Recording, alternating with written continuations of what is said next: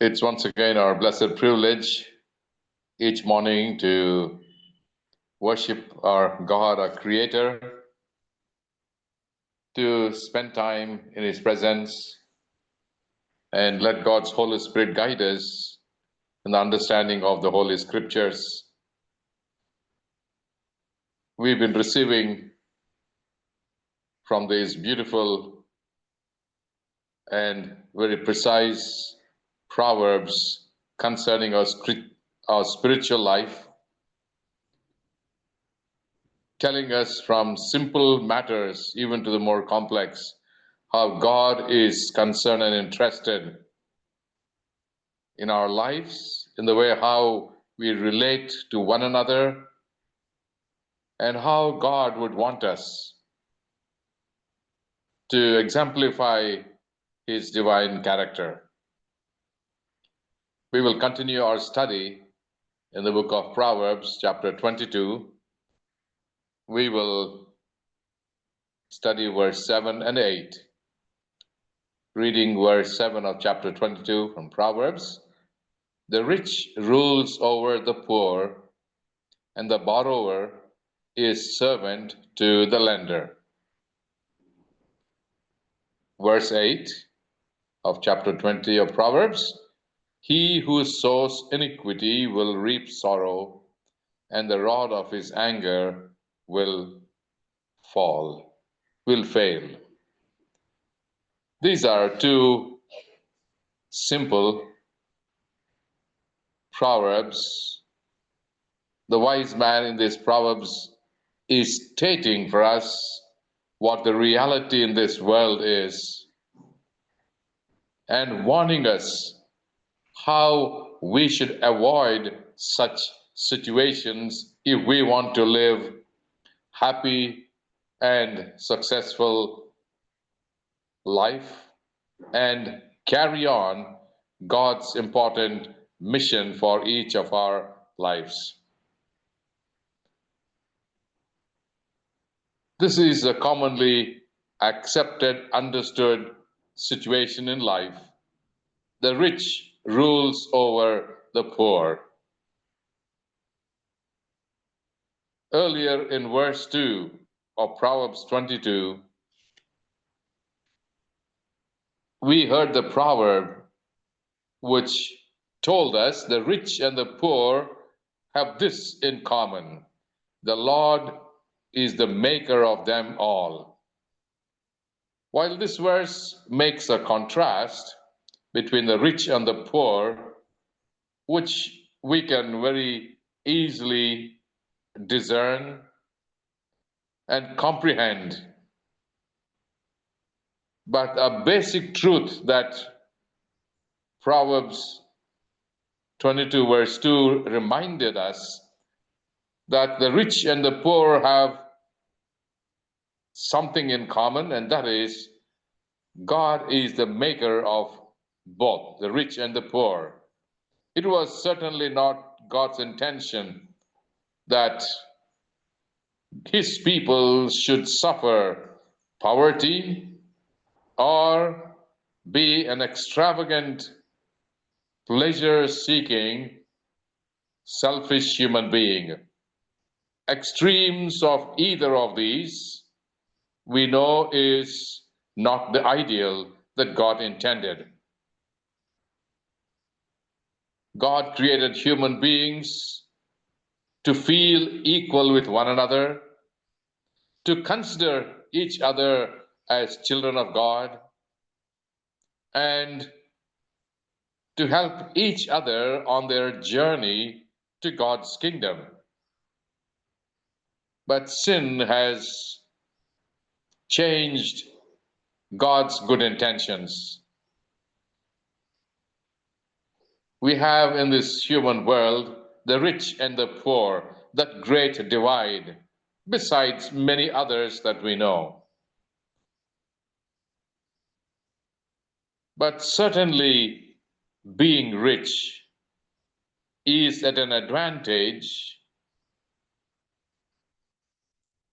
in comparison to the poor, who have very little or almost nothing, And many times we see the rich ruling over the poor. This is almost the situation in most cases. The rich are always held up higher because of their wealth, their riches, and the pleasures of this world all accessible to them. But the poor, who seem to be completely deprived of these things, tend to depend upon the rich, even for their survival and living, and so the rich takes advantage. But certainly nobody is born poor or rich. We are all born, but the circumstances into which we are born is what tend to be making this distinction in life. Born into a rich family, you have the pleasures and luxuries to enjoy of the riches of this world. Born into a poor family, you only face poverty, almost struggling to live. So, this distinction, which intensifies the poor, as we see in this world, seem to be becoming poorer and the rich becoming richer. Quite paradox it is, isn't it? Instead of trying to bring about a balance between the rich and the poor, there are very few from among those who are poor who may rise up to be among the rich. But most times the rich tend to preserve what they have unless there is a vagabond, somebody who spends lavishly and finally lands up in poverty. But the rich seems to be prospering, but the poor seems to be becoming poorer and suffering consequently. As an economist has evaluated the situation and said, the rich become rich by exploiting the poor. And I think this is something that we see happen in most cases. The poor people are exploited, and with what little they have is extracted by the rich. For the rich, in any way and in no way, ever help the poor. But on the contrary, we see that riches that God has given to us are God's treasures entrusted into the hands of human beings whose responsibility it is to share with those who are poor, to extend God's blessings to the less fortunate, so that this distinction between rich and poor somehow will, instead of widening, maybe it would constrict and come closer. When we have no great variations in terms of our wealth or of our opportunities to live or to even have bare minimums for living, this rich and poor seems to be making a world of difference. But after all, for the rich and the poor to live, they need food just about the same measure. The rich do not need to eat more, nor the poor to eat less. Everybody's needs are more or less the bare minimum. But the lesson that the author is trying to teach us today is that this divide between the rich and the poor, which seems to be the cause for most unequal ways of dealing with the poor people, God wants us not to be subject to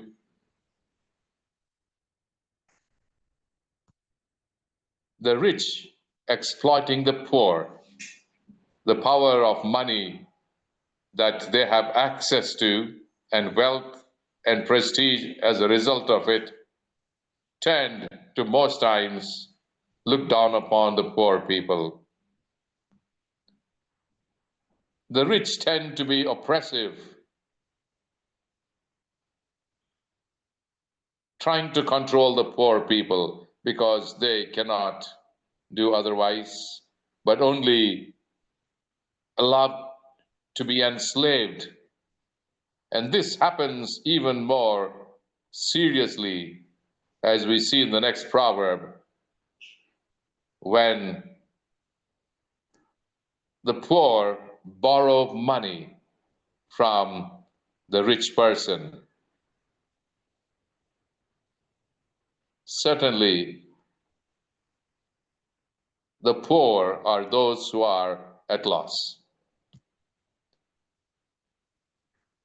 This seems to be the cycle that we see happening: the rich controlling the poor, and the poor borrowing from the rich and are consequently enslaved to the lender,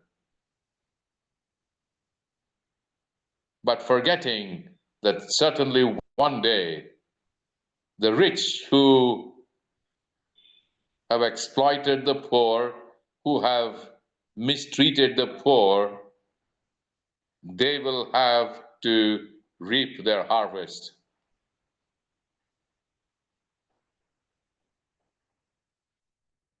And so this verse is warning against such financial dependence.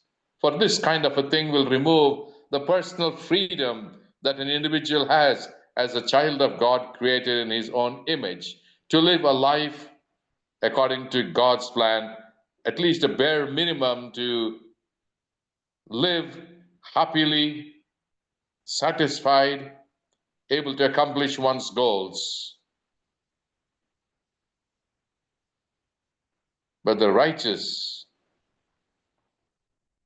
tend to be depriving the poor people and exploiting them, thus making them slaves because they have the power of money. This financial freedom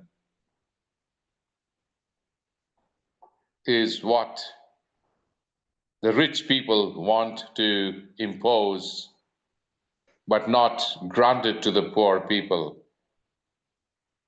And this many times is hindered by the poor taking debt, borrowing money from the lender, to whom the poor then become a servant or a slave. This kind of an arrangement can become very painful and even immoral. To treat your fellow human being just because he had borrowed money from you as a slave is certainly inhumane. So this proverb is reminding us to value every human being and not to look at a person from his status, from his financial position, or one who has fallen into a debt and has no other help, but only at the mercy of the rich.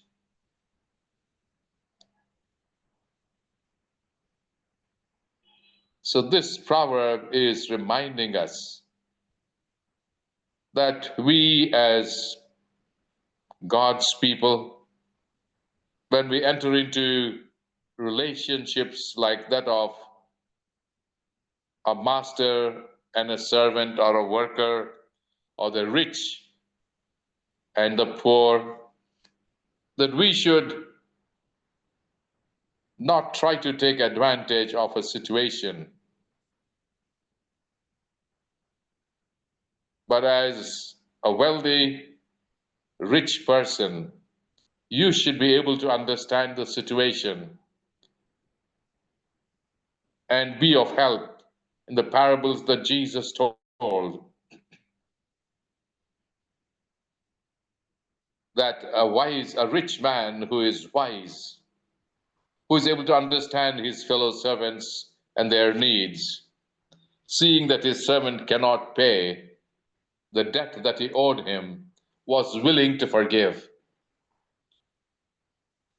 There goes now the spiritual aspect of life, the spiritual consideration for your fellow human being, and your willingness to cancel a debt.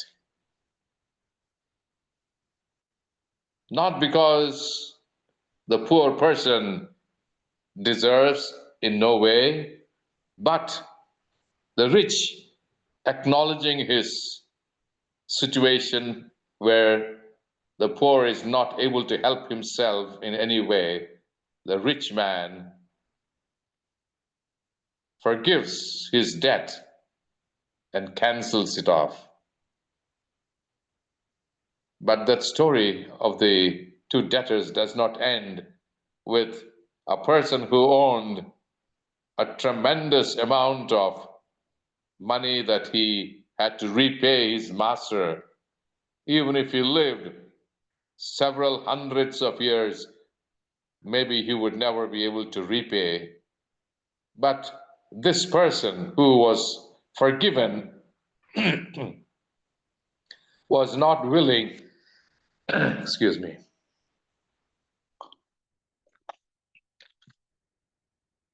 he was not willing to forgive a fellow debtor of his for a small amount. If he could receive forgiveness for a large debt, should he be even more open to forgive a small debt of his fellow servant? He, not willing to forgive, throws his debtor into the prison. And when the master heard, the one whose great debt was forgiven, but he was not willing to forgive himself, somebody who owed him a small amount of money, would get him back into the prison, he and his family, till he paid the entire amount. This shows us how human beings would want to deal. While it is God's nature to forgive, human beings are not ready to receive forgiveness and forgive others consequently. So this proverb is reminding us that it is always the case that the rich begin to rule over the poor. While that may be so, more severe would be to borrow money and be a slave to the lender. That could be even more heinous. And so it would be a better part of wisdom to accept, of course, the reality of the rich and the poor, which we cannot change very much. But we, with our limited resources, should, as far as possible, avoid borrowing money. I'm even under severe emergencies, if possible, but unless it was life and death that you may have to borrow. But if you need to suffer, it might be better so than to suffer for yourself than to suffer at the hands of your lender. Never to get into debt should be maybe a good principle that we should make to follow in our lives. That we should never try to fall into debt. but to have good relationships, especially with those who maybe work for us, or if you are working for somebody who is rich. Paul tells us in Colossians chapter 3, verse 22 and 23, talking to servants, servants, obey in everything those who are your earthly masters, not by way of eye service, but as people pleasers, but with sincerity of heart, fearing the Lord. Whatever you do, work heartily as for the Lord and not for men. Telling those who are in the plight of being a servant that what they do is not simply an eye service to please, but with sincerity of heart to fear the Lord. You as a servant are serving your master because you are trying to please the Lord and you have the fear of the Lord in your heart. And therefore, he says, do everything when work heartily as if you're doing to the Lord and not for your fellow human beings. This attitude that Paul is teaching us can help us to, if you fall into this plight of being a servant and a debtor, have a good spirit that even in this service that you're doing, being poor, you are serving God and not just simply your fellow human being. Whatever you do, work heartily as to the Lord and not for men. This is something that will certainly give us much satisfaction, and it will set us above others who take their service, their work grudgingly, and then finally end up not receiving your recompense, a reward. For certainly there is a time when rewards will be given. But you can experience such even when you're still alive. And so the wise man is telling us, he who sows iniquity will reap sorrow. Certainly, in different terms, it is stating even this scientific principle. Every action has a reaction. What you sow, you will reap. If you sow iniquity, evil, wickedness, and wrongdoing, you better watch out. You will have to reap in sorrow the consequences. Well, knowing that you are a sinner, it is always good to seek for forgiveness and to receive God's forgiveness with a repentant heart. A forgiven sin certainly will lighten your life, and the just recompense that God will give us. But if you continue as a sinner in your sin, never feeling sorry for the wrong that you have done, the inevitable will happen, and your reward that you reap will be sorrow. The wise man is taking us from this agricultural context, using these metaphors of sowing and reaping, which teaches us great good lessons. For every tree is known by the fruit it bears. What seed you sow, that same fruit you will be prepared to receive. If you sow a healthy seed, you'll receive a healthy harvest. If you sow weak seed, your harvest is small. You can't sow thistles and expect to reap wheat.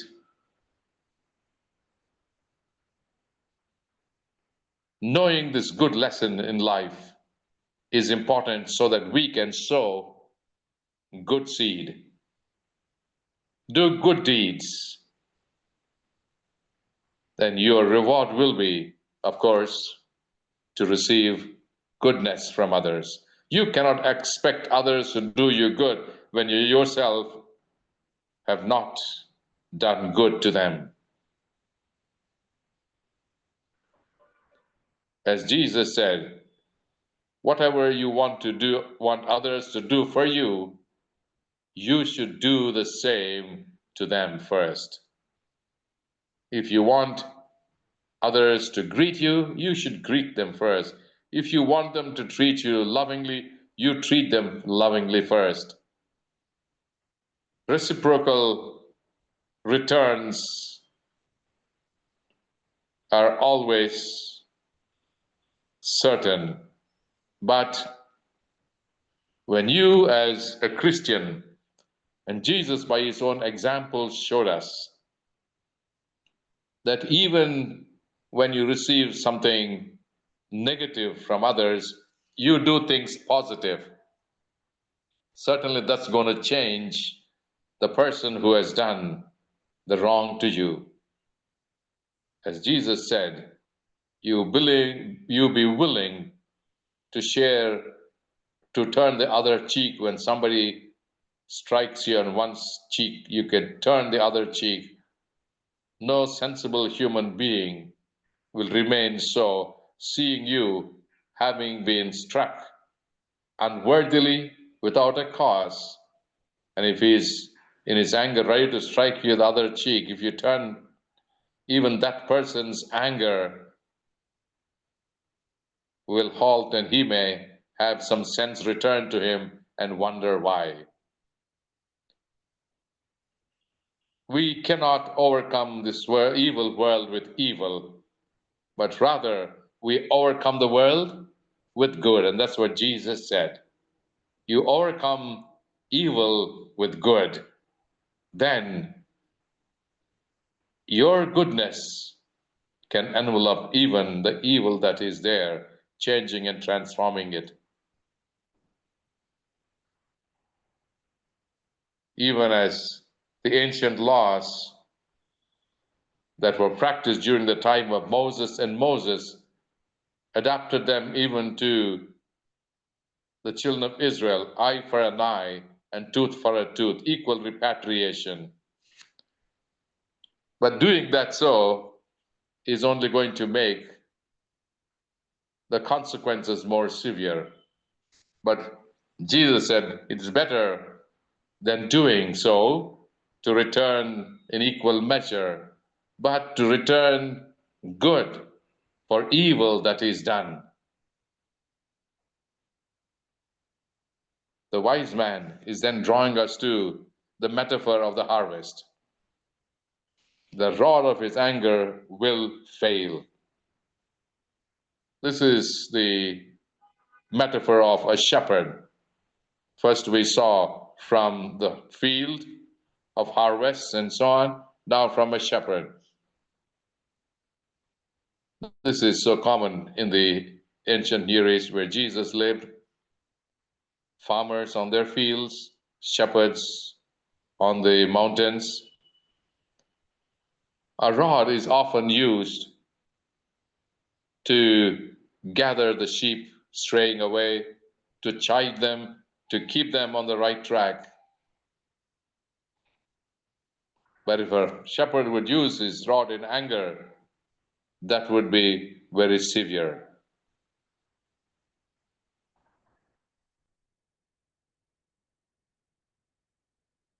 But when a shepherd would use his rod sometimes in anger, it may not accomplish what was intended. For it is so easy for people to change when things are meted out in a milder manner than in a harsher form.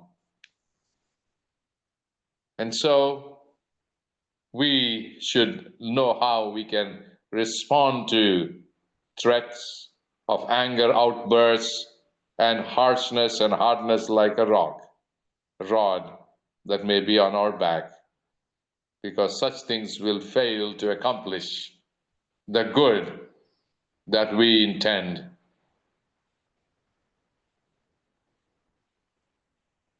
And so if we as God's people behave like the way the world is living, we are no different, no better than them,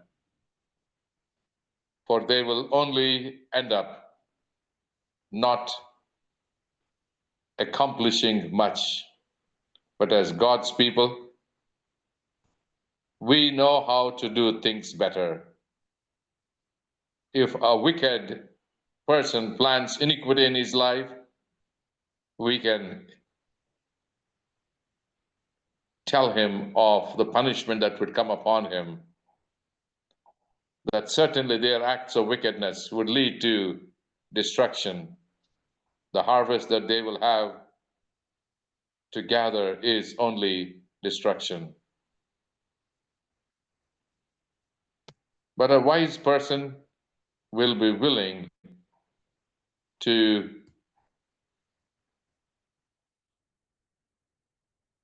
be kinder and more gentle,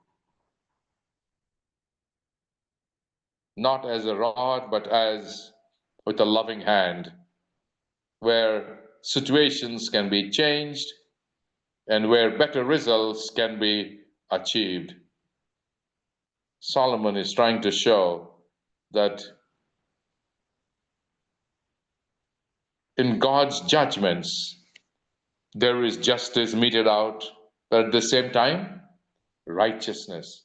God is loving while he is just at the same time. We need not fear, for our God is a righteous judge. He who knows all things, who sees all things, is able to judge wisely, where no injustice will be tolerated. God, through his prophets, predicted what will be the outcome of rebellion for his people Israel. Those who have committed iniquity, they will have to reap injustice, of course. But those who have allowed righteousness to prevail, they will receive the reward of eternal kingdom. The purpose of studying this kind of behaviors is that we will keep away from such